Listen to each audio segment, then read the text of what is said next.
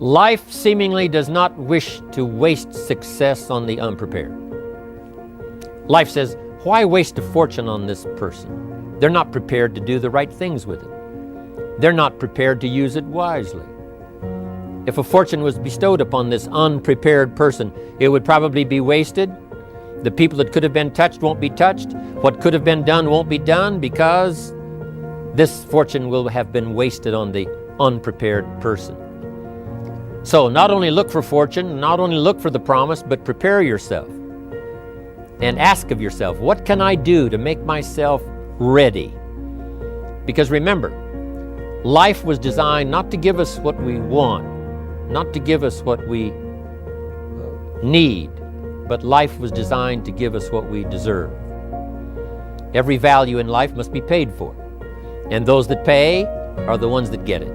It says those that give receive. Someone says, I wish to receive, I wish to receive.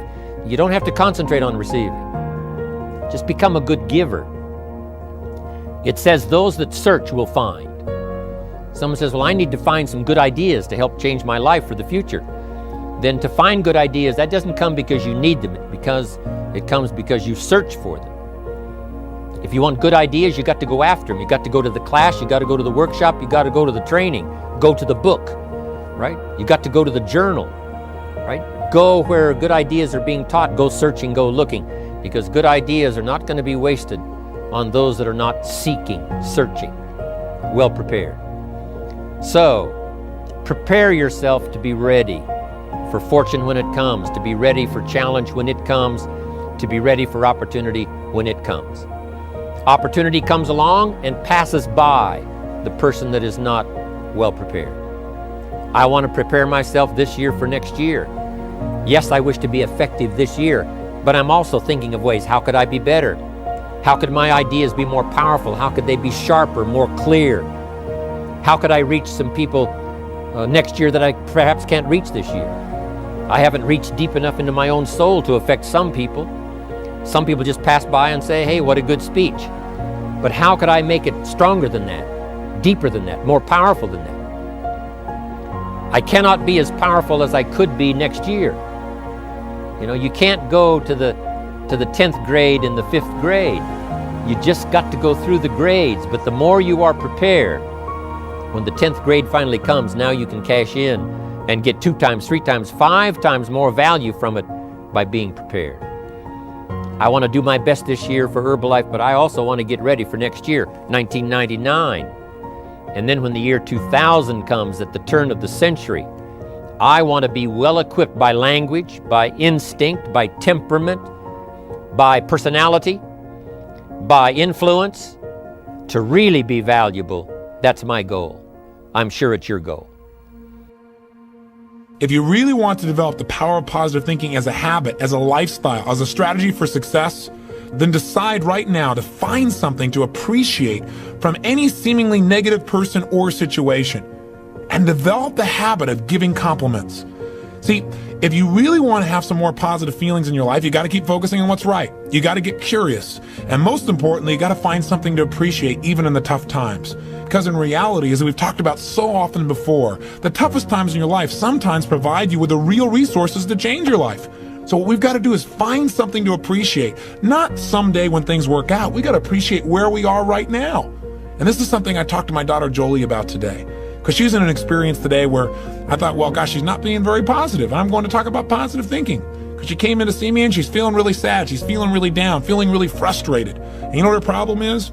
Her problem is she tried out and won the right to be amongst 3 girls who dance in the electric light parade at Disneyland. And that was about 3 or 4 months ago. She's been going there after school every day, driving from San Diego up to Anaheim, burning herself into the ground, getting up and going to school to be a straight A student still, and trying to visit with her family and her boyfriend. And she found herself maxing out. Now think about her problem. Her problem is that she gets to be at Disneyland and fulfill a childhood fantasy. Her problem is that she loves her family and wants to be with them as well. Her problem is she loves to be at school and really do that. Her problem is she has so much abundance that she has to figure out how to get it all in one day, and she can't do it. And she's physically burning out. That's her problem. And you know what? She says, gosh, I want to be home. I want to be with you guys and all these things. I don't want to miss out on all this great time we have together. I want to be with you guys.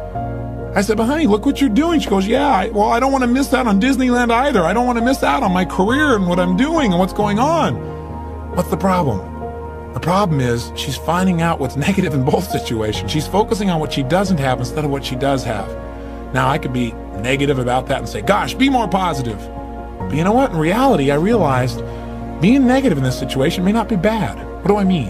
I don't mean being negative. I mean being intelligent. I mean being critical in your thinking. Seeing what you don't have is sometimes useful too. This is what I promised you in terms of the power of negative thinking. Here's how negative thinking can be useful. I sat down with her and I said, honey, let's look at the advantages and disadvantages of both. Let's not just be positive. Let's look at it. The whole thing is positive. Let's know that no matter what you choose, you've won. You have what most people dream about. But for a moment, let's be a little bit critical. What do you love about Disneyland? What's great about it? What is it giving you? And let's ask the question that maybe we don't ask very times when we're just being purely positive. What isn't it giving you? What are you afraid about? What are you missing by being there? What's great about being at home more? What's great about those things? What's not great about that? Be honest, if you were there, what might happen that's not good? What might you miss out on? And you know what? By getting her to use both positive and negative thinking, or to be more accurate, positive thinking and some critical thinking, looking at what isn't there for the moment, what she is missing out on, and allowing that pain to motivate her, she was able to clarify what's most important in her life and what's the best way to do that. And she came up with a plan that totally empowered her. And after a couple hours of conversation and fun, she looks better than she has in about 6 months because she's finally resolved what's most important. And sometimes just being positive and keeping a stiff upper lip isn't enough. Sometimes you got to stop and say, I am positive. I'm going to approach this from a positive way. I'm going to stay in a positive state. But I'm going to ask some questions some people may think of as negative, which is, what isn't working? Because if you're not willing to look at what isn't working, you can get yourself in trouble. I've been evangelizing one particular message for 2 decades, and it's you can lead without a title. You know, the seduction of society is that you have to have formal power to make a difference, and that's just a lie the world has sold us. The reality is you can lead without a title, and really the difference or the defining trait of a leader is you shift from victimhood. See, victims love making excuses, and if you recite your excuses long enough, you actually think they're going to be true. I see it around the world, you know, people saying these things like, I don't have time to run, or I'm not good enough to be great at my work, or this would never work, or I don't live in the right country, or life is hard. And the more you recite those excuses, you think they're true. So let go of your excuses, start getting some results done, and over time, you're going to rise to your world class. I kept my job at McKinley, and part-time I started in the financial services industry and started to build a team of people and started to get my licenses and that transition. And I struggled like every upstart entrepreneur does. Well, it takes like 3 to 5 years until you really get a few clients, you know. In any business, I don't care if it's financial services, tech, dry cleaners, entrepreneurs, the first 5 years is just full of false starts. You get it going, then you don't. You get it going, you take a step forward, you take 3 back. It's constant false starts. It's constantly thinking you have it going. It's constantly negotiating in your mind the price you're paying. Is it worth it? Should I quit? Should I give in? I spent the first 5 years daily contemplating quitting.